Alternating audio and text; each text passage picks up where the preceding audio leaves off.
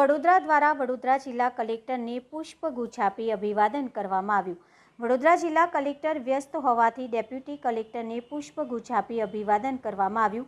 વડોદરા જિલ્લા કલેક્ટર કચેરી ખાતે ટીમ વડોદરા દ્વારા વડોદરા જિલ્લા કલેક્ટરને કામગીરીને લઈને શુભેચ્છા મુલાકાત કરી તેમનું અભિવાદન કરવામાં આવ્યું હતું। જોકે વડોદરા જિલ્લા કલેક્ટર અનિલ ધામેલિયાએ પોતાના કામમાં વ્યસ્ત હોવાથી ડેપ્યુટી કલેક્ટર ભરત પટેલને પુષ્પગુચ્છ આપી વડોદરા જિલ્લા કલેક્ટરને બહુમાન કરવામાં આવ્યું હતું। ટીમ વડોદરા દ્વારા વધુમાં જણાવવામાં આવ્યું હતું કે ગત વર્ષે વડોદરામાં વિનાશક પૂર આવ્યું હતું, ત્યારબાદ રાજ્ય સરકાર દ્વારા વિશ્વામિત્રી રિવાઇવલ પ્રોજેક્ટ અંતર્ગત કામગીરી કરવાનો આદેશ આપવામાં આવ્યો હતો।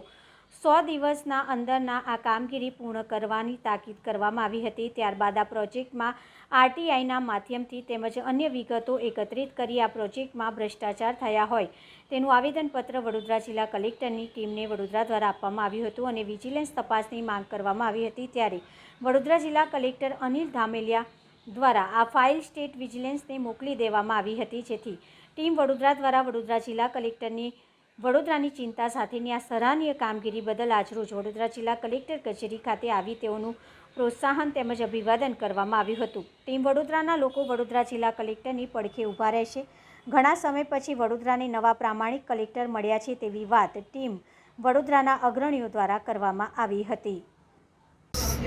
વડોદરા શહેરમાં ગતરોજ અમારા દ્વારા જે વિશ્વામિત્રી પ્રોજેક્ટ છે તેની વિજિલન્સની માંગ કરી હતી, કારણ કે મોટા પાયે ભ્રષ્ટાચાર થયું છે। સિંચાઈ વિભાગનું જે 24 કિલોમીટર સફાઈ કરે છે, બાકીની સફાઈ કોર્પોરેશન કરે છે, એ બેવના અંતર વચ્ચે 50-52 કરોડનો ડિફરન્ટ આવતા અને સાધન સામગ્રીમાં પણ મોટો ડિફરન્ટ આવતા આજે અમે એની જાંચ માટે અગાઉ રજૂઆત કરી હતી। વડોદરા ટીમ વતી આખા ટીમ વતી અમે લોકોએ જ્યારે રજૂઆત કરી હતી ત્યારે એની વિજિલન્સની તપાસ કલેક્ટર સાહેબે સ્ટેટ વિજિલન્સમાં લેટર લખીને કરાવડાવી છે, કોર્પોરેશનમાં પણ આપ્યો છે, સિંચાઈ વિભાગમાં પણ આપ્યો છે। તે બદલ આવા અધિકારી વડોદરા શહેરને મળ્યા છે જે નિષ્પક્ષ અને જે આવેદનપત્રનું માન સન્માન રાખે છે।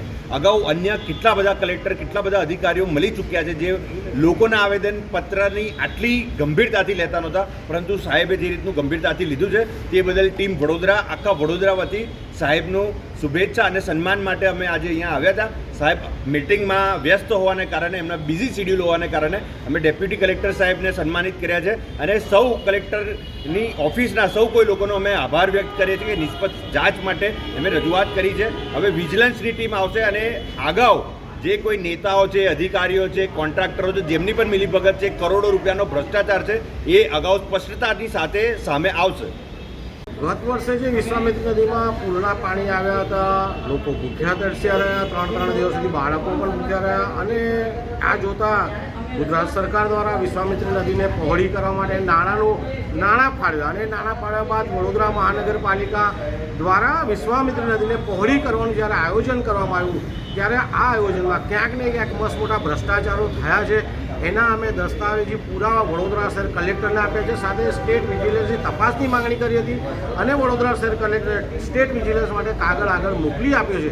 ત્યારે આવા વડોદરા શહેર કલેક્ટરને આજે અભિવાદન કરવા આવ્યા હતા અને એમને ગુલદસ્તો આપવા ગયા, પરંતુ સમય ન હોવાથી ડેપ્યુટી કલેક્ટર સાહેબને ગુલદસ્તો આપીને હવે પૂર્ણાહુતિ કરી છે, પરંતુ આવા કલેક્ટર વડોદરા શહેરને મળ્યા છે, અમે ખૂબ ખૂબ આભારી છીએ।